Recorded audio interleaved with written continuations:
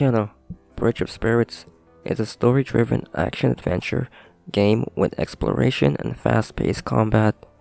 Players explore the world with Kenna, a spirit guide, and as the story progresses, players find and grow a team of small spirit companions called the Rod.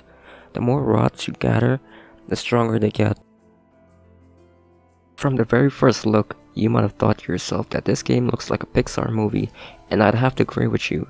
The visuals in this game is amazing, from the cutscenes to the in-game world. Kenna, Bridge of Spirits contains a large map, and players get to explore this large forestry land, and hidden throughout this land are rods that are waiting to get discovered. The designs for the characters are also really cool. I think the design for the clothing fits really well with the type of culture that was once part of these lands. I also really like the statues you find across the land, like the owl statue you'd have to move using your rods, or other statues you'd find across the land. I think those were pretty cool. The game also contains caves. The caves in this game are always portrayed in a very mystical way. For example, the caves are very dark, but when Kenna uses her powers, it lights up the entire caves so you see where you can go, which I thought was very neat. Kenna, the main character job is to travel around and help spirits move on to the afterlife. Some spirits will go easily, but others will fight back because they are stuck trying to solve an issue or searching for something they deeply care about. And basically, these feelings of wanting to finish their goal ends up corrupting them, turning them into these terrifying monsters. The story about Kenna just starts in the middle of her journey, but during the game, players get to understand what set her off on her journey, and why she ended up in the current place where the game takes place. Overall, the story is very pleasant, and I thought they did a really good job at letting us experience this interesting story.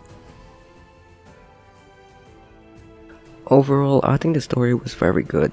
In my own opinion, I think there wasn't any villain in this game, only people who wanted to help their village, but in the end, their time was up and they just couldn't let go. The combat system in Kenna I would consider to be very simple. The combat system consists of Kenna using her staff to do close range attacks, and for long range attacks, Kenna can turn her staffs into a bow. Kenna can also use her powers to create a bomb to attack enemies as well. The fourth way of attacking enemies is through the use of rods. These rods are able to combine with one another to attack enemies. When they are together, they kinda look like Kenna is a waterbender from Avatar: The Last Airbender, but as the rod level up, the more monstrous they become. In total, there were 4 attacks, and each attack can be upgraded to form a more complex attack, which I thought was pretty cool addition to the combat system, rather than giving players every move from the beginning. In order to get these new upgrades, players have to gain karma, which are upgrade points earned by doing events like picking up statue that fell inside, or using the rods to make garden grow faster. But overall, I really like the combat system in this game. Kenna, Bridge of Spirits contains a wide variety of monsters ranging from close range, long range, flying, and even kamikaze bombers. When a new section of the map is unlocked, Kenna encounters new monsters to fight, but she also has to deal with the older monsters too. There are 4 types of monsters in the game that pretty much consist of the common monsters players will face throughout the game. Then there are the upper tier monsters, which are harder to kill because they have higher health and do much harder damages than the common monsters. Then there are the mini bosses. They are basically harder and take even more time to kill. Basically, you know you're about to fight the mini bosses when you enter an environment where there's lots of space, and you can see the plant that Kenna uses to restore her health during fights. Finally, there are the main bosses. These are the spirits Kenna have to help move on to the other sides, and they're basically the main threat for each section. And I have to say, all the monsters in this game have great design, even the lower level ones.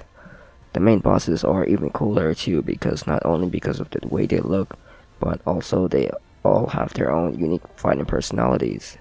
The last boss in the game was really cool as well, because in a way it felt like you were fighting the Nine-Tailed Fox from Naruto. When players explore the world, They will come across cursed chests. In order to open the chest, players will have to complete a challenge first. This can be killing 20 monsters in 1 minute or simply kill 5 monsters.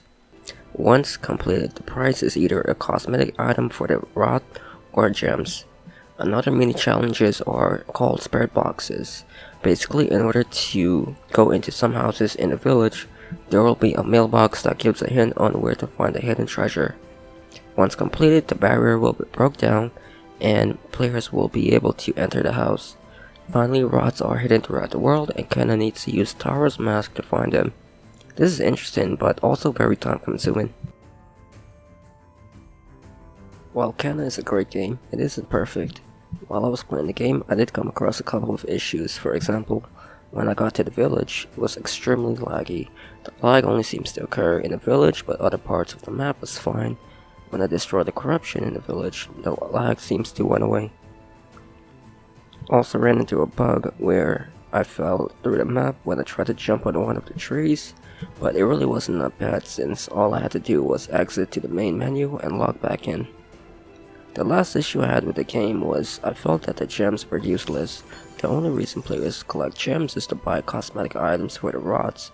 Personally, I wish there were other uses for the gems because they're virtually useless. I personally never really cared about buying hats for the rods, so I never really cared about collecting the gems. It was a big waste of time. Overall, I like this game. I can gladly say that I can add it to my list of one of my favorite games ever. Great story, great characters, great design, and great world. And for that, I'm going to have to rate this game a 9.5 out of 10.